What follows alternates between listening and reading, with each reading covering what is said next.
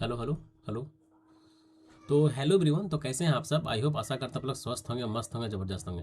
मैं राहुल कुमार आपका स्वागत करता हूं स्टडी विद सिविल एमसीक्यू के ऑनलाइन प्लेटफॉर्म में। तो जैसे कि आप लोग जान रहे हैं कि अभी अभी जो फिलहाल कल से आपका मास्टर सीरीज का डे वन तो आप लोग देख लिए होंगे, ठीक है। आई होप, आशा करता हूं आप लोग देख लिए होंगे, क्योंकि इसमें एक सेट कंप्लीट हो चुका है, ठीक है। आज डे टू है, ठीक है, जो कि आपको 7:30 बजे तक ये वीडियो अपलोड हो जाएगा, ठीक है। आपसे मैं यही बोलना चाह रहा हूँ कि जितने भी सेट अभी रिसेंट में, जितने भी 7 दिन के अंदर जितने भी अपलोड होंगे, ठीक है, जितने भी आपको चैनल पे अपलोड होंगे, और रिसेंट में और रेस्ट में जितने भी वीडियो अपलोड हुए हैं, आपसे रिक्वेस्ट है कि एग्जाम से पहले आप सारा वीडियो देख लें एक बार। इससे आपको बहुत ही हेल्प मिलने वाला। अगर बिलीव नहीं तो एक बार बिलीव आप कीजिए, ठीक है, और जाके एक बार देख लीजिए, ठीक है। एक बार देख के उसको एक बार रिकॉल कर लीजिए कि हाँ हाँ ऐसे ऐसे होता है, यहाँ ऐसे ऐसे होता है। क्योंकि हम जो उसमें बताया है बहुत ही, मतलब क्यों, सारा कुछ नहीं, जहाँ जहाँ पे कुल्लू का जरूरत है, जहाँ पे टेक्निक का जरूरत है, मैं टेक्निक ही बताया हूँ, ठीक है। तो जाएं आप लोग और देख लें, ठीक है। अगर चैनल पे आप नए होंगे तो चैनल को लाइक करें, सब्सक्राइब करें, शेयर करें अपने फ्रेंड सर्कल के साथ, जो इस बार 2025 जेई 2025 देने वाले हैं। इस बार 2000 एसएससी जेई 2025 इस बार कौन कौन से कैंडिडेट देने वाले हैं, थोड़ा आप लोग कमेंट में टैप कीजिएगा कि हाँ हम देने वाले, हमने थोड़ा आप भेज दीजिएगा कि हाँ आप कितने कैंडिडेट्स इस बार देने वाले हैं, ठीक है। ठीक है। तो चलिए, मैं आज आज का जो सेशन रहने वाला है, बहुत ही जबरदस्त लाजवाब क्वेश्चन रहने वाला है। ऐसा क्वेश्चन आप, आपको लगा कि मतलब क्वेश्चन जब देखिएगा तो आपको फील हो कि एज एग्जाम में इसी टाइप से क्वेश्चन आपको मिलने वाला है, ठीक है। तो चलिए, बिना देरी के मैं आज का क्वेश्चन स्टार्ट करूँ, लेट्स गो। देखिए, आज का जो फर्स्ट क्वेश्चन है, फर्स्ट क्वेश्चन क्या कि the minimum diameter of rivet required to connect to plate for 10 mm। 10 mm का एक प्लेट है, दूसरा एक 12 mm का 12 mm का सेकंड प्लेट है। तो हमको क्या निकालना कि मिनिमम डायमीटर। तो मिनिमम डायमीटर के लिए एक हम लोग, आप लोग एक आप लोग, अगर आप लोग जानते हैं इसका आंसर तो आंसर बताएं, ठीक है। कमेंट में। फिर हम तो बताएंगे, ठीक है। देखिए, हम लोग पढ़े थे एक अनविन फार्मूला, ठीक है। अनविन अनविन्स फार्मूला, ये क्या फाइंड करता है? To determine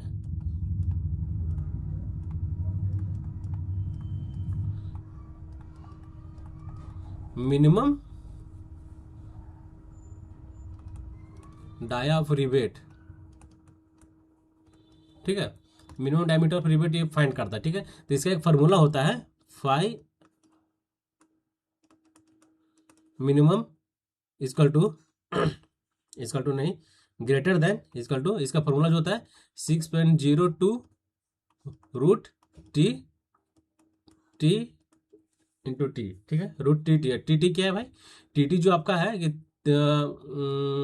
thickness of T T, thickness of thinner plate. तो थिकनेस ऑफ थिनर प्लेट मेरा कितना है? 10 mm, ठीक है ना। दोनों में से एक 12 एक 10 है, तो हम लोग को थिनर थिनर प्लेट लेना है। तो थिनर प्लेट कितना है? 10 mm, ठीक है। तो हम लोग इसमें बैठाएंगे 6.02 रूट 10, ठीक है। तो 10 को जब हम रूट करेंगे तो 3 पॉइंट समथिंग आएगा। अगर मान के चलिए 3 हम लोग लेते हैं, अब मैं फिर मल्टीप्लाई कर देंगे 6.02, ठीक है। कितना आएगा? छोटी 18, ठीक है। 18 पॉइंट समथिंग, 18.6, ठीक है। तो फाइव मिनिमम ग्रेटर देन हो रहा है 18.6। इट मीन्स हम लोग का जो फाइव का वैल्यू है, मिनिमम डायमीटर जो है, ये फाइव नहीं, मिनिमम डायमीटर है। Minimum diameter is greater than 18.6 metre, ठीक है। तो 18.6 इट मीन्स हम लोग बोल सकते हैं कि ये 19 मीटर, 19 mm होगा, ठीक है। अगर 19 mm यहाँ पर आंसर नहीं दिया हुआ है, तो इससे आपका करीब जो आपको 20 mm दिया है, तो फाइव का जो वैल्यू हो जाएगा, मिनिमम डायमीटर का जो वैल्यू होगा आपका, वो कितना हो जाएगा? 20 mm, ठीक है। Option number D is the correct answer. 18 यहाँ दिया हुआ था, लेकिन 18 से मेरा वैल्यू ज़्यादा था, तो 18 से वैल्यू एक ही ज़्यादा है 20 है, तो उसी को हम लोग आंसर मारेंगे और आगे बढ़ेंगे। ठीक है, चलिए नेक्स्ट क्वेश्चन की ओर मूव करते हैं। देखिए क्या है, simply supported beam has a span of 8 metre. ठीक है, has a span of 8 metre, it is subjected to a point load of 60 kilo newton and E I is constant through the length. ठीक है, magnitude of the slope at any support. बताइए, support पूछ रहा है निकालने के लिए। क्या बोला, कौन सा सिंपली सपोर्टेड बीम है? ये सब के लिए तुरंत आपको फॉर्मूला याद होना चाहिए मुंह पे एकदम। ठीक है, गलत नहीं होना चाहिए, फॉर्मूला याद होना चाहिए। सिंपली सपोर्टेड बीम है, ठीक है, पॉइंट लोड दे दिया 60 किलो न्यूटन का। ठीक है, मान के चलिए हम सेंट्री पॉइंट लोड देते हैं और 60 किलो न्यूटन का तुम्हारा लोड है। ठीक है, इसका जो स्पैन दिया हुआ है टोटल 8 मीटर का दिया हुआ है। ठीक है, टोटल 8 मीटर का दिया हुआ है। ये है आपका, ये बी है। तो बताइए इसका जो फार्मूला होता है, इसका फार्मूला क्या होता है बताइए तो। सिंपली सपोर्टेड बीम है आपका, ठीक है, और सेंट्री पॉइंट लोड है, तो इसका स्लोप का फार्मूला क्या होता है? स्लोप इक्वल टू कितना होता है जी? P L square divided by 16 E I. ठीक है, पी कितना है आपका? 60 into 8 divided by 16 E I. 8 से हम काटेंगे 2 से, और 2 से काटेंगे हम लोग 20, 30। ठीक है, और 30 से हम लोग 30 से गुना करेंगे, कितना हो जाएगा? 8 24, 240 divided by E I. Option में है, देखिए option number C is the correct answer. ठीक है, यहीं पे हम लोग एक और फॉर्मूला पढ़ते हैं कि अगर सिंपली सपोर्टेड बीम है, if beam is simply supported beam और यूडियल लोड है, और लोड जो है subjected to UDL load, subjected to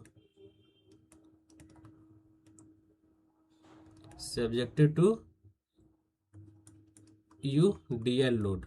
ठीक है, यूडीएल लोड है। बताइए सिंपली सपोर्टेड बीम और यूडीएल लोड है, तो इसका जो मैक्सिमम डिफ्लेक्शन कितना होगा? तो डिफ्लेक्शन का फॉर्मूला जो यहाँ पर आएगा होगा, डिफ्लेक्शन का जो फॉर्मूला कितना होगा बताइए। सिंपली सपोर्टेड बीम है, यूडीएल लोड है, तो मैक्सिमम डिफ्लेक्शन का फॉर्मूला W5 के power 4 divided by 384 E I. ठीक है, ये आपका पूछ देगा स्लोप का फॉर्मूला, तो स्लोप का फॉर्मूला तो हो जाएगा आपका WLQ divided by 24 E I. ठीक है, समझ में आ गया? इसका 2 केस होगा, पॉइंट लोड केस में पूछ दिया आपका। पॉइंट लोड के केस में ये आपका स्लोप का फॉर्मूला था। इसका अगर कैसे पूछेगा, इसका अगर सिंपली सपोर्टेड बीम है और आपका इसमें पूछेगा डिफ्लेक्शन का फॉर्मूला, तो इसका डिफ्लेक्शन का फॉर्मूला क्या होगा बताइए। डिफ्लेक्शन का फॉर्मूला हो जाएगा आपका WLQ डिवाइडेड बाई 48 ई आई।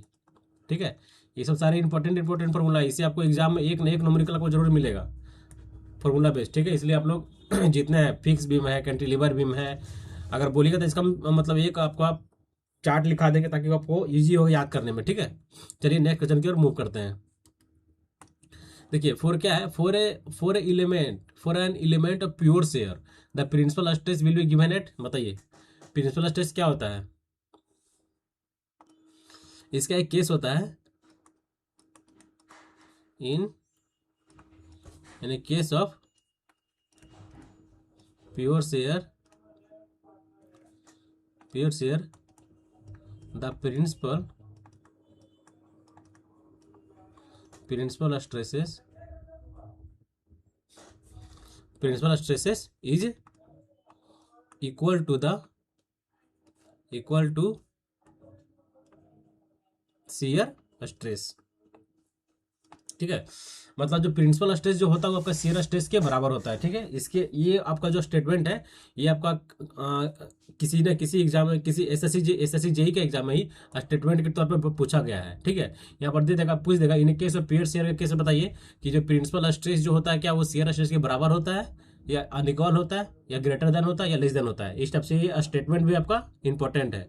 इससे आपका ऑब्जेक्टिव भी बन जाता है। देखिए ऑब्जेक्टिव क्या बन जाता है, जो आपको बताइए टाउ है। ठीक है, ये क्या है आपका टाउ एक्स वाई। ठीक है, इसमें हम लोग देखिए आपको हम डायग्राम बनाते हैं।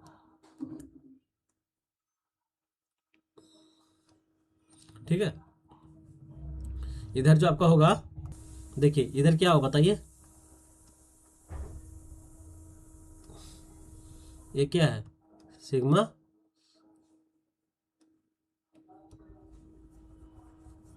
ठीक है, ये आपका हो गया टाउ एक्स वाई। क्या ये टाउ एक्स वाई हो गया। ये जो आपका होता है यहाँ पे, ये क्या होता है आपका टाउ मैक्स, टाउ मैक्स जो कि टाउ मैक्स हो गया आपका। और ये जो एंगल जो आपका होता है कितना होता है बताइए, ये इसका एंगल 2 थीटा होता है ना, 2 थीटा, ठीक है। इसका जो अगर देखिए ये साइड, ठीक है, ये क्या यहाँ क्या बोला कि इन case of pure pure share के केस में जो प्रिंसिपल स्ट्रेस जो होता है वो दोनों के बराबर होता है, principal stress is equal to the shear stress, ठीक है। तो ये हम लोग इसको मानते हैं, ये जो आपका लाइन है मैक्सिमम प्रिंसिपल स्ट्रेस, ठीक है, मैक्सिमम प्रिंसिपल स्ट्रेस, ये जो आपका है मिनिमम मिनिमम प्रिंसिपल स्ट्रेस, ठीक है। इधर जो आपको माइनस में होता है सिग्मा टू जो आपका होगा, sigma two equal to minus tau x y. इधर जो आपका हो गया सिग्मा वन, सिग्मा वन जो आपका होगा प्लस में टाउ एक्स वाई, ठीक है। तो यहाँ पे यही बोल रहा है कि tau one equal sigma one equal to, ठीक है, क्या बोल रहा है प्लस टाउ एक्स वाई, और हो गया सिग्मा टू इक्वल टू हो गया माइनस टाउ एक्स वाई, ठीक है, टाउ एक्स वाई।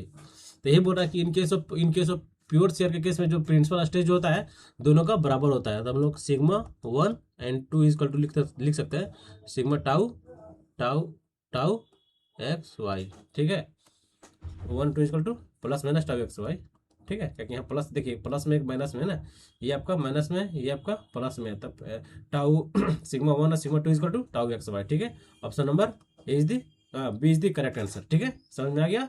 चलिए नेक्स्ट क्वेश्चन की ओर मूव करते हैं। देखिए अब नेक्स्ट क्वेश्चन क्या है कि in orifice the coefficient of resistance, the coefficient of resistance is defined as the ratio of, बताइए इसका डिफिनेशन पूछा है, कोफिशिएंट ऑफ रेसिस्टेंस का डिफिनेशन क्या होता है। देखिए ऑप्शन क्या दिया है, the loss of kinetic energy as the liquid flow through an orifice, loss of kinetic energy, loss of kinetic energy as the liquid flow through an orifice and the actual kinetic energy positive by the flowing fluid. ये सही है, यही सही है, पहला सही हमको लग रहा है, ठीक है। नेक्स्ट पढ़ते हैं। नेक्स्ट क्या है कि theoretical kinetic energy, theoretical kinetic energy, ये थ्योरेटिकल काइनेटिक एनर्जी नहीं होगा। देखिए मेन जो होता है इस कोफिशिएंट ऑफ रेसिस्टेंस का फॉर्मूला क्या होता है, हम लोग फॉर्मूला जानते हैं, कोफिशिएंट ऑफ रेसिस्टेंस, इसका फॉर्मूला जो होता है आपका total loss head in a orifice, loss head in orifice divided by total head loss at centre of orifice, ठीक है, loss head in orifice divided by total head loss in orifice, ठीक है। इसका formula क्या है आपका coefficient of resistance का ये फॉर्मूला है, ठीक है। इसमें बोल रहा है थियोरेटिकल काइनेटिक एनर्जी नहीं होगा, एक्चुअल काइनेटिक एनर्जी ये भी नहीं होगा, ये उल्टा दे दिया है, ये थियोरेटिकल काइनेटिक भी नहीं होगा। Option number A is the correct answer, ठीक है। नेक्स्ट क्वेश्चन की ओर देखते हैं। देखिए नेक्स्ट क्वेश्चन क्या है, द बिहेवियर ऑफ एन आपका over enforce beam, the behaviour of an over enforce beam is more ductile than under reinforce beam. क्या है आपका ये जो स्टेटमेंट दिया हुआ है, क्या ये आपको सही लग रहा है, ये स्टेटमेंट सही है गलत है, इसको बताइए पहले आप लोग। क्या ओवर एनफोर्स बीम क्या होता है, आप या फिर अंडर एनफोर्स बीम क्या आता है। सबसे over enforce beam maximum stress पहले किस पे आता है, स्टील पे या फिर कंक्रीट पे। देखिए ओवर एनफोर्स बीम के सेक्शन, ओवर एनफोर्स बीम होता है, इस केस में क्या होता है कि आपका जो मैक्सिमम जो परमिसिबल स्ट्रेस आता है, सबसे पहले फर्स्ट जो कंक्रीट रीच करता है वो कंक्रीट पे आता है, ठीक है। लेकिन यहाँ क्या बोला है, देखिए यहाँ क्या बोल रहा है कि for over enforce beam is more ductile. पहली बात कि ओवर एनफोर्स बीम कभी भी डक्टाइल नहीं होता है, क्योंकि ये ब्रिटल नेचर का होता है, ठीक है, क्योंकि ये कंक्रीट, इसमें मैक्सिमम कंक्रीट पे मैक्सिमम स्ट्रेस आ रहा है। तो कंक्रीट का नेचर कैसा होता है आपका, ब्रिटल नेचर होता है, जो कि यहाँ बोल रहा है कि मोर डक्टाइल होगा, जो कि ये गलत है। ठीक है, दूसरा बोलते हैं, दूसरा देखिए पढ़ते हैं। Over enforce beam is a contain, over enforce beam contain more steel, over enforce beam, over enforce beam contain, over enforce beam contain more steel and steel is more ductile than concrete. Steel is more, देखिए steel is more, steel is more, steel is more ductile, ये सही है। हम लोग आपको अभी अभी आपको बताया ना कि स्टील, स्टील एज ए, इसमें क्या है, डक्टाइल मटेरियल, ठीक है, स्टील क्या है, steel as a ductile material. तो स्टील जब फेल करेगा, ठीक है, तो पहली बात की वार्निंग देता है, ठीक है, क्या करेगा, पहले वार्निंग देगा, उसके बाद वो फेल करता है। लेकिन कंक्रीट क्या है कि कंक्रीट विदाउट वार्निंग दिए हुए कंक्रीट फेल कर जाता है, इसीलिए उसको ब्रिटल मटेरियल भी बोला जाता है, ठीक है। तो यहाँ पर जो आपका ये स्टेटमेंट हमको सही लग रहा है, ये स्टेटमेंट सही है कि स्टील इज मोर, देखिए over enforce beam, over enforce beam contain more steel, ठीक है, contain more steel and steel is more ductile, steel is more ductile than concrete, ये ऑप्शन सही है आपका। मतलब R A is wrong, A is wrong, R is correct, option D is the correct answer, ठीक है। चलिए next question की move करते हैं। देखिए नेक्स्ट क्वेश्चन क्या है, a gradient along which a vehicle does not require any tractive effect to maintain a specific speed is known as, बताइए इसका क्या होगा। एक ग्रेडियंट दिया हुआ है, ठीक है, एक gradient along which a gradient which the vehicle, एक कोई भी ग्रेडियंट है, जैसे रूलिंग ग्रेडियंट हो सकता है, चाहे आपका पुशिंग ग्रेडियंट हो सकता है, चाहे आपका मिनिमम ग्रेडियंट हो सकता है, या फिर आपका फ्लोटिंग ग्रेडियंट हो सकता है, ठीक है। आपको कोई भी ग्रेडियंट दिया हुआ है, ये चारों में से क्या पूछ रहा है कि the vehicle does not required any tractive effect, ठीक है, टू मेंटेन द स्पीड में स्पेसिफिक स्पीड, उसे हम लोग क्या बोलते हैं, फ्लोटिंग ग्रेडियंट बोलते हैं। अब फ्लोटिंग ग्रेडियंट क्या होता है भाई, देखिए फ्लोटिंग ग्रेडियंट एक ऐसा ग्रेडियंट होता है कि उस पर जब अगर कोई भी ग्रेडियंट पे जब कोई व्हीकल मूव कर रहा है, तो उसमें कोई ट्रैक्टिव फोर्स, कोई इसमें ट्रैक्टिव फोर्स नहीं लगेगा, ठीक है, कोई उसमें ट्रैक्टिव फोर्स नहीं लगेगा, और उसमें ना नहीं लगेगा, तब जो व्हीकल जो है आपका ये कांस्टेंट स्पीड से व्हीकल मूव करेगा, उसे हम लोग क्या बोलते हैं, उसे हम लोग क्या बोलते हैं, फ्लोटिंग ग्रेडियंट बोलते हैं, ठीक है, उसे हम लोग क्या बोलते हैं, फ्लोटिंग ग्रेडियंट बोलते हैं।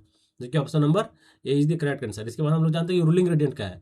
देखिए रूलिंग ग्रेडियंट एक मैक्सिमम ग्रेडियंट है, ठीक है, रूलिंग ग्रेडियंट ये मैक्सिमम ग्रेडियंट है। इससे इसका जो डिजाइन करता है मैक्सिमम प्रोफाइल के लिए, ठीक है।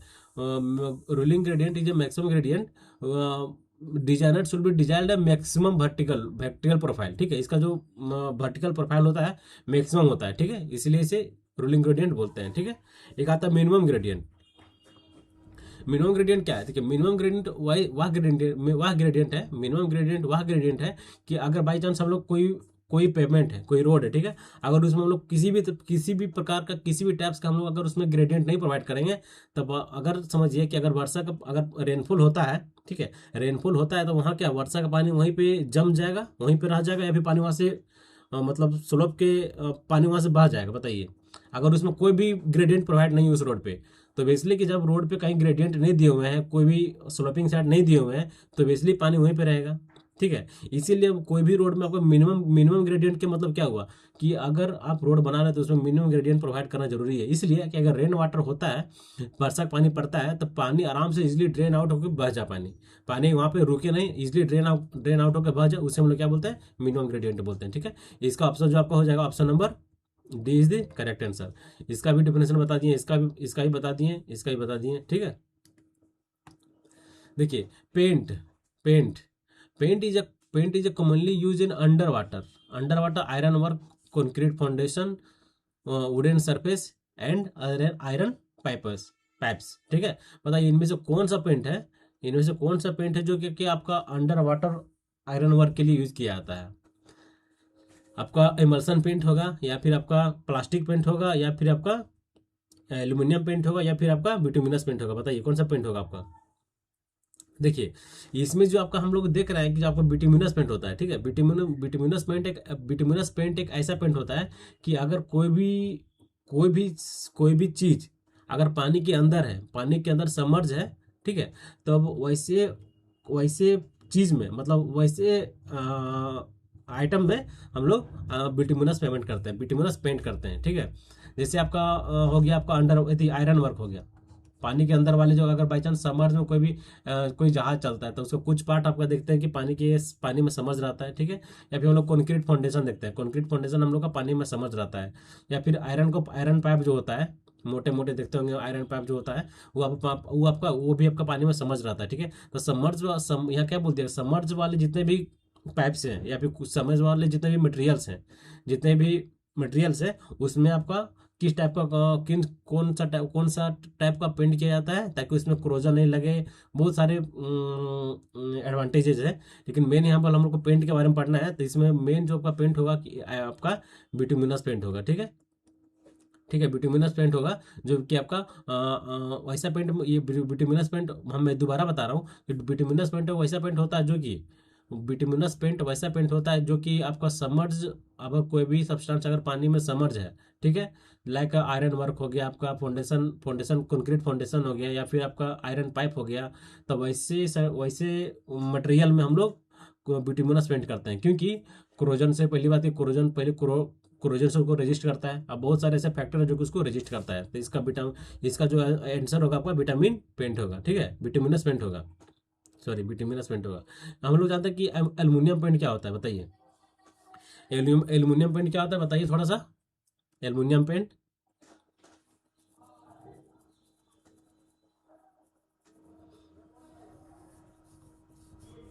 देखिए, अल्मुनियम पेंट एक ऐसा पेंट होता है जो कि आपका स्पिरिट और वायल का ये मिक्सर से इस पेंट को बनाया जाता है, ठीक है। स्पिरिट और वायल भरने सब लोग जानते होंगे, उसी के मिक्सिंग से एल्युमिनियम पेंट बनाया जाता है, ठीक है। और एल्युमिनियम पेंट का इसका मेन एडवांटेज क्या है कि इस पेंट में वाटर, ये पेंट जो होता है आपका वाटर प्रूफिंग होता है। दूसरी बात, ये पेंट जो आपका होता है कि वेदरिंग रेसिस्टेंस होता है।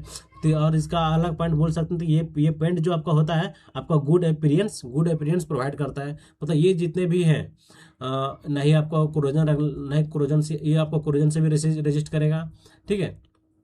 ये जितने भी आपका प्रकार के आपका ये होते हैं, खास करके क्रोजन से हो गया, आपका वेदरिंग कंडीशन के कारण जो भी कुछ खराब हो जाते हैं, वो भी उसी को भी रजिस्ट करता है। मतलब जितने भी प्रकार का होता है उसको ये रजिस्ट करता है, ठीक है। हम लोग आपको यहाँ लिख देते हैं, it is a mixture of,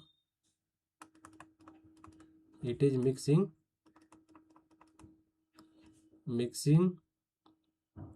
mixing by spirit और वाइल वर्निश। इसे स्पिरिट और वाइल वर्निश से इसको स्पिरिट इसका जो इसमें मिक्सिंग किया था, स्पिरिट और वाइल वर्निश इसमें मिक्सिंग किया जाता है, ठीक है। इसका एडवांटेज क्या होगा,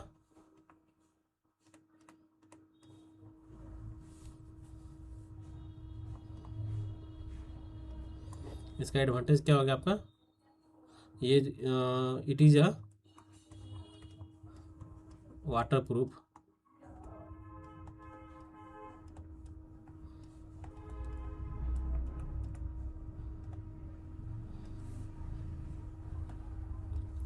इट इज अ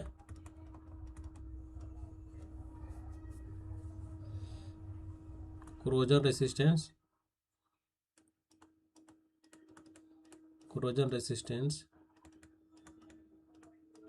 प्रॉपर्टी, ठीक है। नेक्स्ट बोल सकते हैं रेसिस्टेंस टू इलेक्ट्रिसिटी,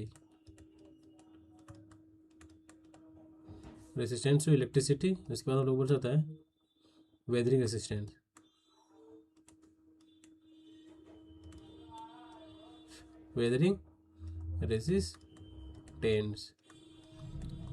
ठीक है। इट प्रोवाइड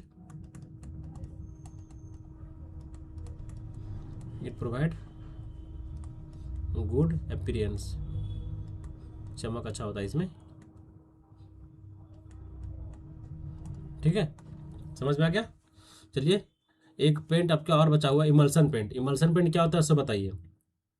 देखिए, इमल्सन पेंट आपका ऐसा पेंट होता है जो कि ये आपका गुड अल्कली रेसिस्टेंट प्रॉपर्टी इसमें बहुत ज़्यादा होता है, ठीक है। गुड अल्कली रेसिस्टेंट प्रॉपर्टी, बताइए इस पेंट को हम लोग मेनली कहाँ यूज़ करते हैं, ब्रिक वर्क हो गया, आपका प्लास्टिंग वर्क हो गया, वहाँ पे हम लोग क्या करते हैं, अल्कली पेंट का हम लोग यूज़ करते हैं, ठीक है। लिख देते हैं आपको यहाँ पे it is good alkali resistance property.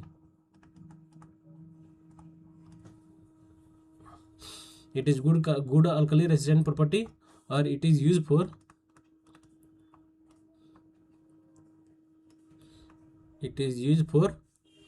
masonry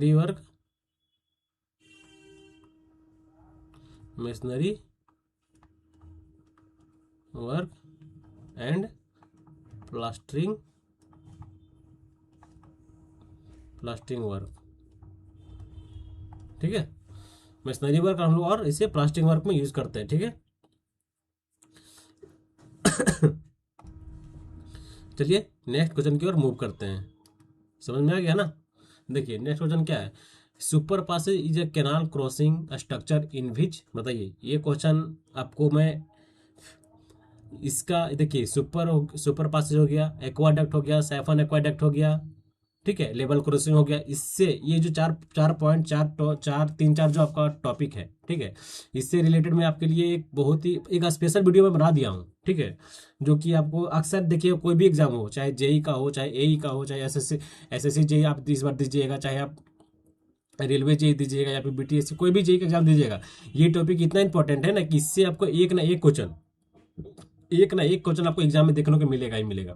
बहुत ही इंपॉर्टेंट टॉपिक है और अच्छा इसका कॉन्सेप्ट है। ठीक है, इसीलिए मैं आपको एक स्पेशल वीडियो इसलिए बना दिया एक ट्रिक के माध्यम से। ठीक है, 2 ट्रिक मात्र इसमें हम लोग यूज किए हैं और 2 ट्रिक से जितने भी कॉन्सेप्ट इसमें बने हुए हैं, 4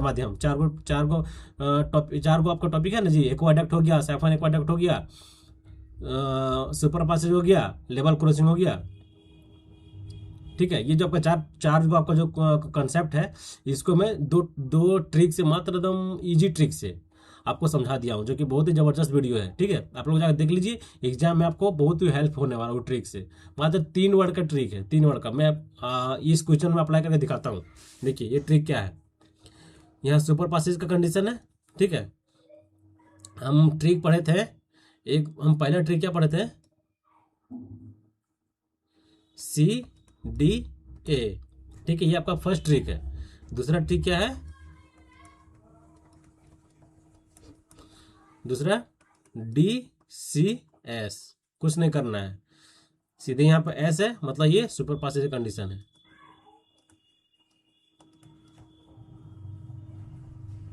सुपर पासेज कंडीशन है। ठीक है, इसका मैं फिगर बनाता हूँ, आपको और क्लियर हो जाएगा। ठीक है, देखिए क्या बोल रहा है, सुपर पासेज में क्या होता है कि आपका ये जो है आपका ये क्या है, ड्रेन है। ठीक है, ये क्या आपका कैनाल है। ठीक है, ड्रेन एंड कैनाल है। ठीक है, ये तो इसमें कैनाल क्या है, इसमें ड्रेन ऊपर है, ये आपका ड्रेन है, ये आपका ड्रेन है, नीचे आपका कैनाल, ये आपका कैनाल है, ये आपका कैनाल है। ठीक है, ड्रेन में ऑलवेज क्या होता है, हाई फ्लड लेवल। ठीक है,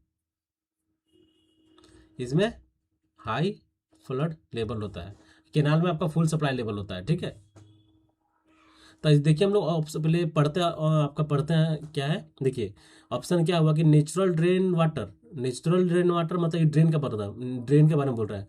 natural stream water flow with A free surface below the canal. क्या ये कैनाल के नीचे है, गलत है ये option. Natural drain water flow under the pressure below the canal, ये भी गलत है, प्रेशर में नहीं हो रहा है, प्रेशर के लिए इसका दूसरा है। बस इसी का उल्टा, ये सुपर पासेज है ना, इसका उल्टा आपका प्रेशर वाला बनता है। ठीक है, तीसरा देखते हैं, canal water flow with free surface below the natural drain. देखिए क्या बोल रहा है, कैनाल जो फ्लो कर रहा है with free water surface below the natural drain. ये आपका ड्रेन है, उसके नीचे फ्लो कर रहा है आपका canal. Option number C is the correct answer. देखिए ट्रिक से कैसे बन गया, ये आपका ट्रिक है जो कि बहुत जबरदस्त है, और ये ट्रिक है जो कि बहुत ही इंपॉर्टेंट है, दोनों ट्रिक। ठीक है, मात्र ट्रिक के माध्यम से मैं आपको बता दूंगा कि कौन सा एक्वाडक्ट होगा, कौन सा अपन एक्वाडक्ट होगा। इसीलिए मैं आपके लिए वीडियो भी बना दिया, आप लोग जाकर वीडियो को वॉच कीजिए। ठीक है, चलिए नेक्स्ट क्वेश्चन के रिमूव करते हैं। देखिए क्या है, which material has a composite structure which is a layered structure formed a glued a glued by a different sheets, बताइए कंपोजिट स्ट्रक्चर न्यूज से which material has composite structure, कौन होता है जो कि लेयर फॉर्म्ड होता है, लेयर फॉर्मेट में होता है। ग्रेनुलर स्ट्रक्चर नहीं, लेमिनेटेड स्ट्रक्चर, ठीक है। लेमिनेटेड स्ट्रक्चर ऐसा स्ट्रक्चर होता है, ये आपका लेयर फॉर्मेट में होता है, लेयर स्ट्रक्चर होता है, ठीक है, लेयर स्ट्रक्चर होता है, ठीक है। देखिए ग्रेन स्ट्रक्चर, ग्रेन स्ट्रक्चर क्या होता है भाई, देखिए ग्रेन स्ट्रक्चर एक ऐसा स्ट्रक्चर है, ग्रेन स्ट्रक्चर एक ऐसा स्ट्रक्चर है, ग्रेन स्ट्रक्चर एक ऐसा स्ट्रक्चर है जो कि बहुत फाइन पार्टिकल से, ठीक है, बहुत ये आपका डिफरेंट फाइन पार्टिकल से ये ग्रेन स्ट्रक्चर बनता है, ठीक है। हम वो इसको बोल सकते हैं form by joining fine particles, fine particle से बनता है, ठीक है, फाइन पार्टिकल से बनता है और फिर डिफरेंट साइज जिसका साइज डिफरेंट होता है। जैसे इसका एग्जांपल आपको दें तो एग्जांपल में देख ले लीजिए कंक्रीट, देखिए इसका एग्जांपल कंक्रीट कैसे होगा। देखिए हम लोग जब भी कंक्रीट यूज करते हैं तो कंक्रीट में क्या होता है, आपका फाइन एग्रीगेट कोर्स एग्रीगेट होता है ना, इसमें छोटा साइज भी होता है, फिर आपका बड़ा साइज भी होता है, कोर्स एग्रीगेट, ठीक है, फाइन एग्रीगेट। तो कंक्रीट जो बनता है मेनली वो बनता है फाइन और कोर्स एग्रीगेट से, ठीक है। तो ये आपको हो गया ना ग्रेनुलर स्ट्रक्चर का, यहाँ क्या बोल रहा है डिफरेंट साइज, इट मीन्स यहाँ पर डबल साइज हो रहा है, अलग अलग दो डिफरेंट साइज हो रहा है, उससे हम लोग क्या बोलते हैं ग्रेनुलर स्ट्रक्चर बोलते हैं। एक आपका होता है डेंस स्ट्रक्चर, डेंस स्ट्रक्चर से क्या समझते हैं, देखिए डेंस मतलब इट मीन्स क्या हो रहा है कि फुल्ली कंपैक्टेड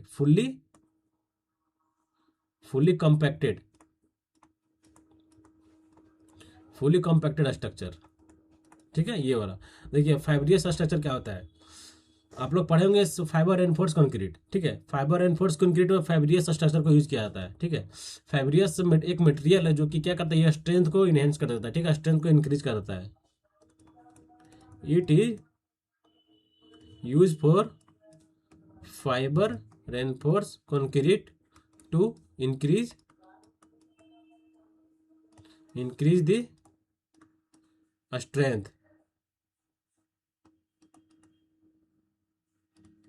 ठीक है, क्या करता है इंक्रीज द स्ट्रेंथ इंक्रीज कर देता है, ठीक है। समझ गए 4 ऑप्शन।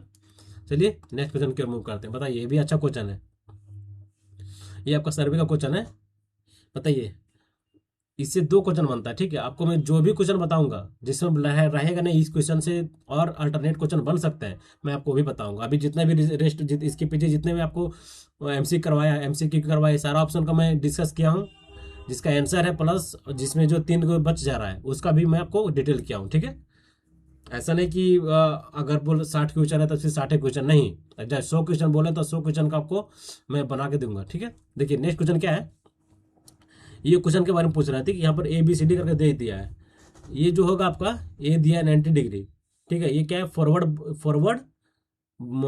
कर्व ब्लेड, ये सही है, फॉरवर्ड कर्व ब्लेड। बी क्या है आपका रेडियल ब्लेड, बी आपका रेडियल ब्लेड है, ये भी सही है। सी क्या है बैकवर्ड कर्व ब्लेड, ये भी सही है। देखिए इसमें से 2 क्वेश्चन पूछता है आपका, ये इसका जो ऑप्शन आपका ए नंबर सही है, ठीक है, ये इसका ऑप्शन ए नंबर सही है। इसका दूसरा क्वेश्चन किस टाइप से पूछता है, ये आपका फिगर दे देगा, ठीक है, फिगर दे देगा और यहाँ पूछ देगा कि ए का वैल्यू क्या होगा, बी का वैल्यू क्या होगा, सी का वैल्यू क्या आएगा। तो आपको याद रखना पड़ेगा कि यहाँ पर जो बीटा जो होता है, beta always greater than 90 degree होता है। ऑप्शन में ये रहेगा greater than 90 degree, less than 90 degree या फिर इक्वल टू 90 डिग्री, ठीक है, 3 फॉर्मेट में रहेगा। तो बीटा जो आपका होता है यहाँ पर थीटा जो होता है, थीटा ग्रेटर देन 90 डिग्री होता है, इसमें theta beta equal to 90 degree होगा, इसमें जो बीटा होगा आपका लेस देन 90 डिग्री होगा, ठीक है। इसको हम लोग क्या बोलते हैं फॉरवर्ड कर्व ब्लेड बोलते हैं, इसको फॉरवर्ड कर्व ब्लेड, ठीक है। इसको हम लोग क्या बोलते हैं रेडियल कर्व ब्लेड, ये जो आपका हो गया बैकवर्ड कर्व ब्लेड, ठीक है, समझ गए। Option number A is the correct answer. चलिए नेक्स्ट क्वेश्चन की ओर मूव करते हैं। The ultimate consolidation settlement of a structure resting on a soil, बताइए the ultimate consolidation structure resting on a soil, उसे हम लोग क्या बोलते हैं। The ultimate consolidation settlement of a structure resting on soil. आप लोग ये कंप्रेशन इंडेक्स नहीं पढ़े हैं? सीसी इक्वल टू क्या होता है? Change in settlement equal to CC into H naught divided by 1 plus e naught, ठीक है, into log 1 plus del in effective stress divided by effective stress, ठीक है। ये जो आपका कंप्रेशन इंडेक्स होता है, ठीक है, कंप्रेशन इंडेक्स मतलब क्या होता है कि देखिए ये जो होता है अल्टरमेट कंसोलिडेशन, ठीक है, ultimate consolidation settlement of a structure resting on soil, ठीक है। ये आपको फार्मूला दे दिया है, ये फार्मूला से पूछ रहा है। देखिए ये जो फार्मूला एनालिसिस पूछ रहा है कि अगर ये सेटलमेंट होगा, अल्टीमेट सेटलमेंट होगा तो क्या इसमें क्या decrease with increase the effective void ratio, decrease with increase in the initial void ratio, decrease with increase the initial void ratio, या फिर decrease with decrease the initial void ratio, या फिर increase with increase the initial void ratio, या फिर increase with decrease the initial void ratio. बताइए। देखिए जब भी अल्टीमेट सेटलमेंट होता है ना, जब भी आपका अल्टीमेट सेटलमेंट होता है,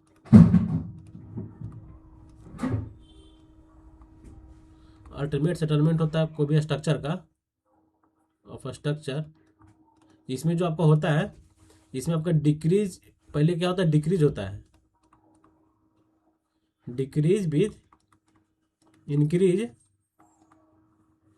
increase in initial void ratio. इसको आपको अच्छा से जानकारी, इनिशियल वॉइड रेशियो, इसके बारे में डिटेल जानकारी के लिए आपको चैनल पर विजिट करना पड़ेगा, ठीक है। इसका ऑप्शन जो होगा आपका आंसर जो होगा option number A is the correct answer, ठीक है। नेक्स्ट क्वेश्चन के मूव करते देखिए क्या है। An angle member provided with a lug angle if connected to a gusset plate should develop at least without lug angle is 20%। ये आपको याद रखना पड़ेगा यार, 20%, ठीक है। कितना? 20%। ये आपका मतलब क्वाड्रल वैल्यू है, ठीक है। 20% इसका होता है। List without lug angle is 20%, ठीक है। दूसरा देखिए, बताइए किसका फिगर है? स्टीप स्लोप है, हॉरिजॉन्टल स्लोप है, ये तो नहीं लग रहा है। यूनिफॉर्म स्लोप है, या फिर आपका रिज है, रिज भी नहीं लग रहा हमको। ये दोनों में है यूनिफॉर्म स्लोप, यूनिफॉर्म तो नहीं लग रहा है। 60 से 70 80 90 100, यह स्टीप स्लोप में जाएगा। क्या होगा आपका? स्टीप स्लोप होगा, ठीक है। Option number A is the correct answer. Next question देखिए क्या है।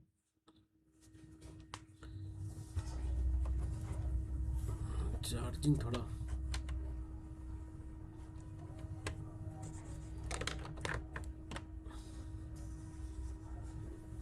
देखिए नेक्स्ट क्वेश्चन क्या है कि for a material cold twist bar the stress strain curve does not show definite yield point.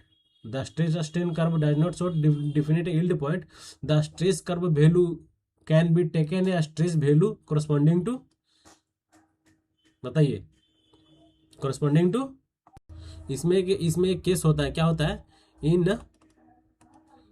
in this case, in this material the yield stress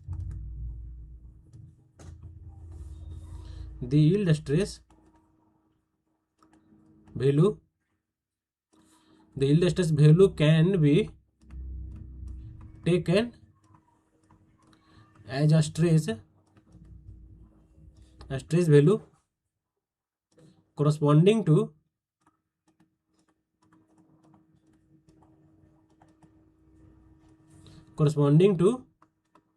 0.2% of strain value, ठीक है। In a material the yield stress value can be taken as a stress value corresponding to the 0.2% of strain value 0.2% of a strain value. Option number B is the correct answer, ठीक है। देखिए continuity equation with deals which conservation of, बताइए ये question गलती होना चाहिए। Continuity equation का continuity equation conservation of mass.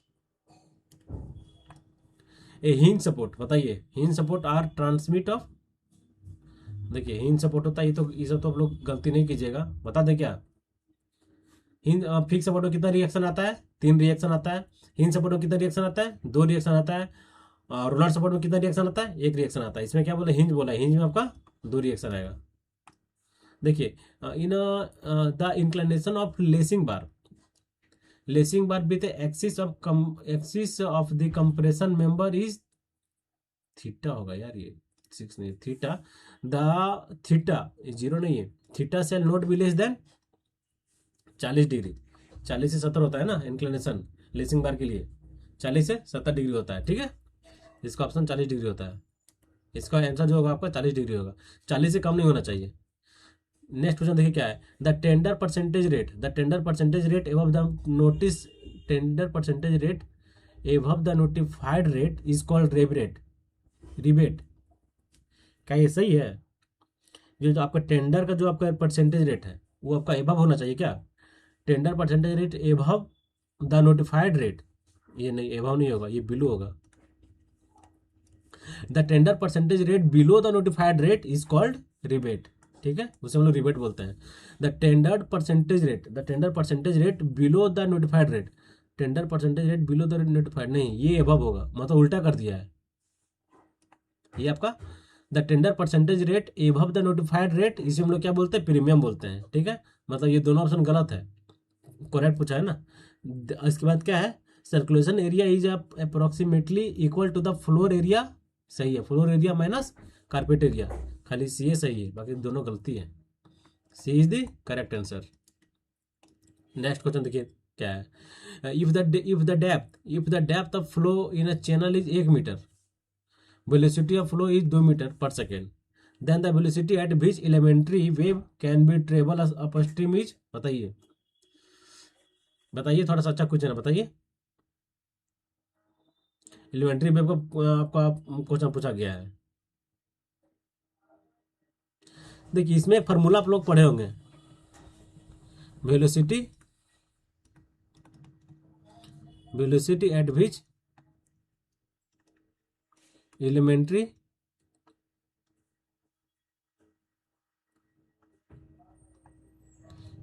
Wave travel upstream equation, इसका जो फॉर्मूला होता है सी माइनस बी होता है, ठीक है। तो हमको सी निकालना पड़ेगा पहले। सी इक्वल टू क्या होता है, रूट जी वाई। जी कितना है मेरा 9.81, ठीक है। आपका वाई कितना, डेप्थ कितना दिया, देखिए डेप्थ आपका 1 मीटर है, तो यहाँ पर आपका 1 मीटर हो जाएगा, ठीक है। आपका उसके बाद सी यहाँ से निकल जाएगा, सी कितना होगा जी 3 पॉइंट समथिंग होगा ना, 3.13 मीटर पर सेकेंड, आपका सी आ गया, ठीक है। अब हमको देखिए यहाँ पर क्या दिया, वेलोसिटी दिया हुआ, तो हम लोग इस फॉर्मूला में इसमें बैठा देंगे, v equal to C minus भी। सी मेरा कितना आ गया 3.13 आ गया, इसमें हम माइनस कर देंगे 2, तो कितना आएगा 1.13, option number D is the correct answer. समझ गए, ये फॉर्मूला आपको याद रखना पड़ेगा, ठीक है। चलिए नेक्स्ट क्वेश्चन देखते हैं क्या, देखिए the total force due to wave action on a gravity dam act as a height of, ये आपको डायरेक्ट याद होना चाहिए, 3/8 होता है, 3/8 एबव द रिजर्वायर सरफेस, इसे और क्या बोल सकते हैं 0.385 SW, शायद 385 या 388 है।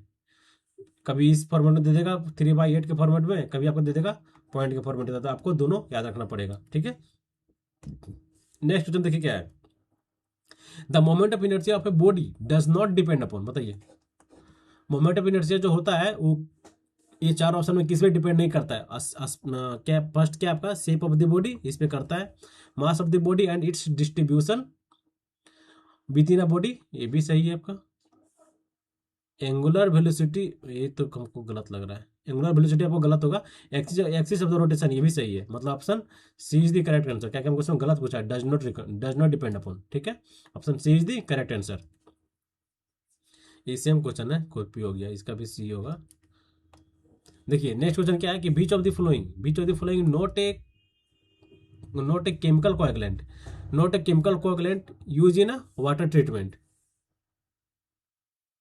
इसमें से कौन सा केमिकल कोएगुलेंट है जो कि हम लोग वाटर ट्रीटमेंट में यूज नहीं करते हैं, वो पूछ रहा है। तो हम लोग आप लोग इन्वायरमेंटल क्वेश्चन है, आप लोग पढ़ेंगे कोएगुलेशन, ठीक है, कोएगुलेट आप लोग पढ़े होंगे। तो इसमें आप लोग जानते होंगे कि ये आपका होता है कॉमन कोएगुलेंट है। पोलोनियम क्लोराइड ये भी होता है, लेकिन हमको नाइट्रोजन ऑक्साइड ये नहीं लग रहा है, बाकी ये भी होता है। एल्युमिनियम क्लोराइड भी होता है, क्लोरिनेटेड कॉपर्स भी होता है आपका, एल्युमिनियम एलम होता है, ये सारे होते हैं। लेकिन ये जो होते हैं, ये जो आपको दिया हुआ है ना कि नाइट्रोजन डाइऑक्साइड, ये आपका कोएगुलेंट का पार्ट नहीं है, ठीक है। कोएगुलेंट केमिकल कोएगुलेंट का ये पार्ट नहीं है, ठीक है, जो ऑप्शन नंबर डी है ये आपका नहीं होता है। चलिए हम लोग कुछ जानकारी लेते हैं कि एल्युमिनियम जो होता है, एल्युमिनियम सल्फेट जो होता है, इसका टेम्परेचर कितना होता है उसे बताइए। इसका टेम्परेचर जो आपका मेनली होता है, आपको याद रखना पड़ेगा। ऐसा क्वेश्चन आपको एग्जाम में देखने को मिलेगा, कभी आपका एलम का फार्मूला पूछ देगा, या फिर कभी इसका आपका इसका इसका टेम्परेचर पूछ देगा, ठीक है। तो एलएम का जो फार्मूला कितना होता है आपका 8 से 85 डिग्री सेल्सियस तक इसका टेम्परेचर होता है, ठीक है, ये आपको याद रखना पड़ेगा। नेक्स्ट देखते हैं हम लोग क्या है। देखिए नेक्स्ट है, which of the following statement is true is context of a soil formation through a different soil transportation. बताइए, ये तो गलती नहीं होना चाहिए। Alluvial soil is a form due to the deposition from a suspension in still free water of a lake. क्या हमको तो ये गलत लग रहा है, ये नहीं होगा। Aeolian soil is form by aeolian soil is transported by wind, यही सही है। आगे पढ़ने की जरूरत नहीं है, आगे क्यों पढ़ेंगे, जब एक ही हमको सही मिल गया तो टाइम नहीं वेस्ट करना है। Which of the following pair is not relating to a flume carrying open channel flow is correctly match. बताइए, क्या एन आपका जो होता है कि मॉडलर फ्लूम होता है, flow is unaffected by drowning, या फिर venturi flume standing wave format at a throat, standing wave flume. Understanding wave flume क्या है, hump is not provided at the throat, क्या ये सही है। या फिर venturi flume flow at throat is less than the critical velocity, यही सही है। वेंचुरी फ्लूम में जो होता है आपका कि फ्लो एट द थ्रोट के पास जो फ्लो होता है वो आपका लेस देन होता है देन द क्रिटिकल वेलोसिटी, ठीक है, जो कि ऑप्शन नंबर करेक्टली मैच पूछ रहा है ना, तो option number D is the correct answer, ठीक है। चलिए नेक्स्ट क्वेश्चन देखते हैं क्या है कि which of the following correct steps in making of brick earth, manufacturing of brick earth. बताइए, इसमें स्टेप्स पूछ रहा है। स्टेप्स पहला क्या होगा, पहले हम लोग क्या करते हैं कि हम लोग अनसॉइलिंग करते हैं, पहले हम लोग अनसॉइलिंग करते हैं, फिर हम लोग क्या करते हैं, डिगिंग करते हैं, डिगिंग कर दिए उसके बाद अनसॉइलिंग हो गया, डिगिंग हो गया, उसके बाद क्या करते हैं हम लोग, फिर हम लोग धूप में छोड़ देते हैं, मतलब वेदरिंग करते हैं। तीसरा क्या, वेदरिंग करते हैं। चौथा क्या करते हैं हम लोग, टेम्परिंग करते हैं, ब्लेंडिंग करते हैं। बताइए, उसके बाद हम लोग क्या करते हैं जी, ब्लेंडिंग करते हैं। ये आपका चौथा क्या है, ब्लेंडिंग करते हैं। फिर हम लोग पांचवा टेम्परिंग करते हैं, ठीक है। इसका ऑप्शन नहीं दिया हुआ है, लेकिन ऑप्शन यही होगा, पहला होगा मतलब ई होगा, फिर आपका ई होगा, फिर ए होगा, ई ए, फिर बी होगा, और फिर आपका डी होगा, और फिर टी होगा, ठीक है। इस टाइप से चलेगा, ठीक है, समझ गए। ये इसका सीक्वेंस दिया हुआ है, जो कि ऑप्शन नहीं दिया हुआ है, इसमें मिस प्रिंट हो गया है, ठीक है। ऑप्शन नहीं दिया हुआ तो इसका आंसर ये हम आपको जो लिखे ना, यही इसका आंसर है, ठीक है। देखिए नेक्स्ट क्या है, the value of stress corresponding to the force on whose removal deformation disappear is known as elastic limit, fracture point, yield limit, या फिर proportion limit. The value of stress corresponding to the force on which removal of deformation, अच्छा force remove करने के बाद deformation होता है, is known as elastic limit, ठीक है। नेक्स्ट क्वेश्चन देखिए क्या है, which of the following is used to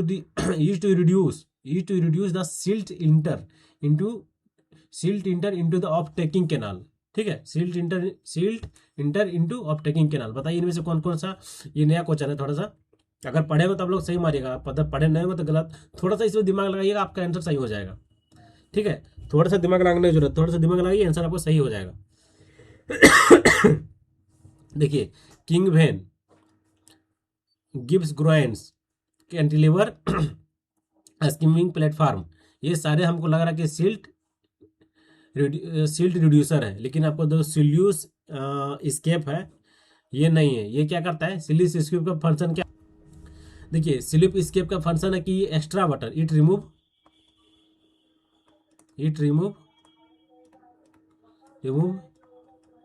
extra water. इसका इसका क्या कि जब एस्केप मतलब क्या करता है कि जो एक्स्ट्रा वाटर जो आता है ना उसको रिमूव करता है, ठीक है। इट रिमूव एक्स्ट्रा वाटर, ठीक है। Over H high flood level के ऊपर अगर एक्स्ट्रा वाटर जो आ रहा है उसको ये रिमूव करता है, सिल्यूस एस्केप, जो कि ये नहीं होगा। चौथा किसमें है, इसमें नहीं है, मतलब ये आपका answer number C is the correct answer, ठीक है। समझ में आ रहा है। देखिए, in two way span slab, if corner of a slab are not provided, allow to lift. Torsional reinforcement is provided at the corner in the form of mesh. The size of mesh should be equal to 0.2 into 0.2 ly। इसका answer D होगा direct, ठीक है। Next देखिए क्या है कि an RCC simply supported beam है, जिसका साइज दे दिया है, इफेक्टिव डेप्थ कैरी है, शेयर फोर्स दिया है एट एज पर the limit state method the design normal strength, अच्छा डिजाइन नॉर्मल शेयर स्ट्रेंथ पूछ रहा है ना, tau n equal to B by B D. तो इसमें क्या डिजाइन शेयर स्ट्रेंथ पूछ रहा है, ठीक है। अगर सिर्फ नॉर्मल स्ट्रेंथ पूछता तो सीधे हम लोग मल्टीप्लाई करते, ये वैल्यू पुट करते आंसर आता है, लेकिन यहाँ क्या पूछ रहा है, डिजाइन शेयर स्ट्रेंथ। तो डिजाइन शेयर स्ट्रेंथ निकालने के लिए हमको जो ये 100 किलो न्यूटन दिया हुआ इसका 1.5 से मल्टीप्लाई करेंगे, ठीक है। 1.5 से हम लोग मल्टीप्लाई करेंगे, ठीक है।